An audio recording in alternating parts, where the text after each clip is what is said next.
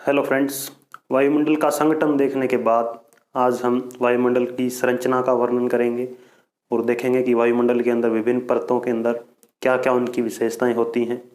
अब सबसे पहले प्रश्न यह उठता है कि वायुमंडल के अंदर परतें होती ही क्यों हैं। दरअसल हमारा वायुमंडल गुरुत्वाकर्षण बल के कारण पृथ्वी के साथ पूरी तरह से आबद्ध है और इसी के साथ घूमता रहता है, लेकिन फिर भी विभिन्न मौसमी घटनाओं और सूर्य के प्रकाश के कारण या कुछ एक वायुमंडलीय अन्य परिघटनाएं जैसे संवहन तरंगों या वायुमंडल में गैसों का विभिन्न घनत्व, इन सब चीज़ों के कारण वायुमंडल के अंदर विभिन्न प्रकार की परतें पाई जाती हैं। तो आइए इनको शुरू करते हैं। अनेक प्रकार की परतें हैं, जिसमें जो सबसे पहली परत है या हम कहें जो हमारे पास है वह इसका नाम है क्षोभ मंडल। क्षोभ मंडल की ऊंचाई की बात करें तो कुल लगभग औसत ऊंचाई है 13 किलोमीटर।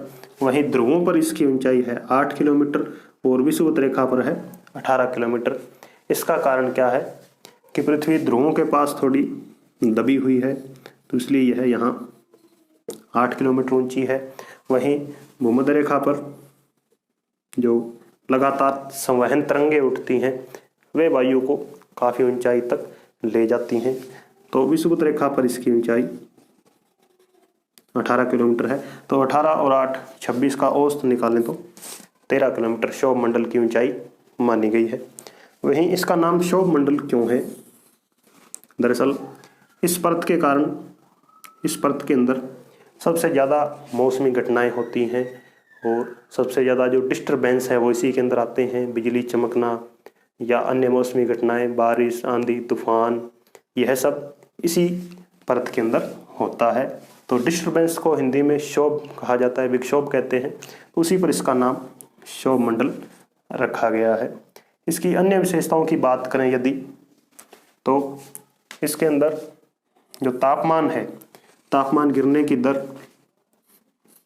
प्रत्येक 165 मीटर पर 1 डिग्री सेल्सियस तापमान घट जाता है। यानी अब हम जहाँ खड़े हैं उससे 165 मीटर ऊंचे चले जाएंगे तो 1 सेंटीग्रेड तापमान कम हो जाएगा, फिर उससे 165 मीटर ऊपर जाएंगे तो 1 सेंटीग्रेड कम। इसका कारण क्या है? इसे हम नॉर्मल लैप्स रेट कहते हैं, तापमान की सामान्य ह्रास दर। इन तापमान बड़ी तेजी से घटता है। इसके अतिरिक्त सभी प्रकार के जो राष्ट्रीय वायुयान है, नेशनल एयरवेज, इसी के अंदर उड़ाए जाते हैं। बच्चे पतंग उड़ाते हैं।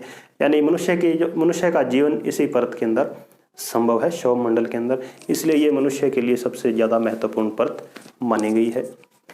एक चीज़ और आपने देखी होगी कि कई बार जो बादलों की रात के अंदर चांद को आपने बादलों के बीच में से गुजरता देखा होगा। तो बादल तो केवल 5 या 6 किलोमीटर की ऊंचाई पर ही होते हैं, तो चंद्रमा इतना नीचे आ नहीं सकता। तो यह एक प्राकृतिक अनोखापन है जो कि वायुमंडल के घनत्व के कारण हमें यह दिखाई पड़ता है कि वो चांद के बादलों के बीच में से चांद जा रहा है, लेकिन ऐसा नहीं होता। चंद्रमा अंतरिक्ष के अंदर होता है। चंद्रमा अंतरिक्ष के अंदर होता है। तो क्षोभ मंडल के बाद हम बात करें दूसरी परत, उसका नाम समताप मंडल। इस परत के अंदर तापमान समान रहता है, इसलिए इसका जो नाम है समताप मंडल है। समताप मंडल की ऊंचाई है 50 किलोमीटर तक। और इस परत की मुख्य विशेषता क्या है कि इसके अंदर ओजोन गैस पाई जाती है, जो कि सूर्य से आने वाली पैरामैग्नेटिक किरणों को अपने अंदर ही अवशोषित कर लेती है। समताप मंडल और क्षोभ मंडल को अलग करने वाली यह जो सीमा है, इस सीमा को एक नाम दिया जाता है क्षोभ सीमा। क्षोभ सीमा लगभग 1.5 किलोमीटर चौड़ी होती है। तो समताप मंडल के अंदर ओजोन गैस पाई जाती है, इसीलिए यहाँ जो ऊपरी इसकी सतह है समताप मंडल की, इसके ऊपर तापमान बड़ी तेज गति से बढ़ता है, इसका तापमान 0 डिग्री सेल्सियस हो जाता है ओजोन किरणों के कारण, क्योंकि पराबैंगनी किरणें आकर इस पर टकराती है, बम्बार्डमेंट होती है, उससे इसका तापमान बढ़ जाता है। फिर समताप मंडल के अंदर चूंकि ज़्यादा बादल नहीं होते या बादलों का अभाव होता है और वायु भी विरल होती है, इसलिए समताप मंडल को वायुयान उड़ाने के लिए उत्तम माना गया है। सभी प्रकार के जेट जो यान है वो इसी मंडल के अंदर चलते हैं। इसके अंदर जो भी पवन चलती है उसकी दिशा क्षैतिज होती है, यानी ऊपर और नीचे नहीं होती, इसलिए यहाँ जो अंतर्राष्ट्रीय स्तर के वायुयान है लंबी दूरी के, वो समताप मंडल के अंदर ही चलाए जाते हैं। वहीं सौरमंडल के अंदर जो वायुयान है वो लोकल स्तर के होते हैं, इसलिए जो वायुयानों को एक परत से दूसरी परत में ले जाने के अंदर बीच में अनेक प्रकार के टर्बुलेंस का सामना करना पड़ता है, इसलिए वह चालक को कुशल होना आवश्यक है। तो समताप मंडल के बाद जो अगली परत है उसे हम मध्यमंडल कहते हैं। मध्यमंडल 50 से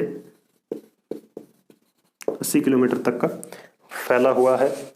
इसके अंदर जो तापमान है वो तापमान में कमी आती है, यही इसकी खासियत है। मध्यमंडल के ऊपर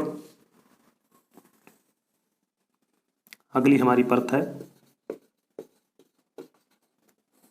आयन मंडल, जो कि 80 से 400 किलोमीटर तक फैली हुई है। जो पृथ्वी से निकलने वाली या जो पृथ्वी की परत पहली परत से कुछ गैसें आयन मंडल के अंदर पहुंच जाती हैं, जिनमें नाइट्रोजन और ऑक्सीजन के हल्के अणु होते हैं जो कि उड़कर बहुत ऊपर तक चले जाते हैं।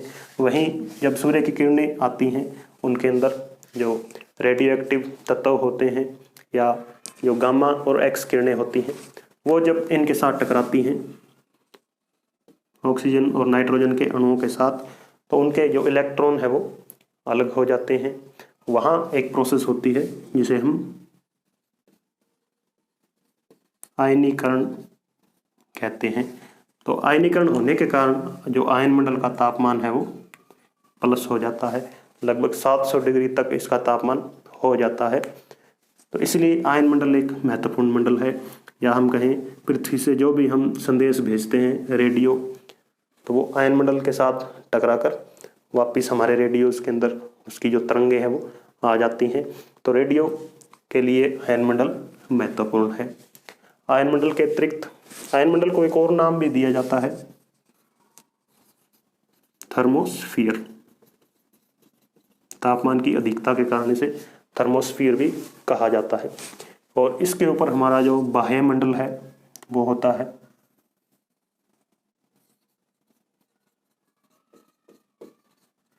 लगभग 1000 किलोमीटर तक। बाह्य मंडल के अंदर हमारे जो कृत्रिम उपग्रह है उनको स्थापित किया जाता है, जैसे हमारे IRS हैं। IRS क्या होते हैं? जो पृथ्वी के चारों ओर नॉर्थ पोल और साउथ पोल से ऐसे चक्कर लगाते हैं, पोल्स के ऊपर घूमते रहते हैं। वहीं जो बड़े उपग्रह हैं जिनको कि हम इनसैट या जियो स्टेशनरी, जो बड़े बड़े सैटेलाइट होते हैं जो कि एक स्थान पर पृथ्वी के फिक्स होते हैं, उसी स्थान का जायजा लेते हैं और पृथ्वी के साथ साथ घूमते रहते हैं, वे अंतरिक्ष के अंदर स्थापित किए जाते हैं, यानी 1000 किलोमीटर के ऊपर। तो ये सब हमारी परतें। और इस बाह्य मंडल के बाद जो हमारा अंतरिक्ष है वो स्टार्ट हो जाता है। अंतरिक्ष को सेलेस्टियल स्फीयर भी कहा जाता है। फिर उसके बाद हमारा सूर्य है। तो सूर्य के केंद्र से लेकर पृथ्वी के केंद्र तक जो सभी परतें बनी हुई है, इन सभी का आपको अध्ययन होना चाहिए, इनकी खासियत आपको पता होनी चाहिए, फिर आप एक अच्छा क्वेश्चन इस पर तैयार कर सकते हैं। तो ये हमारा वायुमंडल का पहला चैप्टर था, जलवायु के अंदर। धन्यवाद।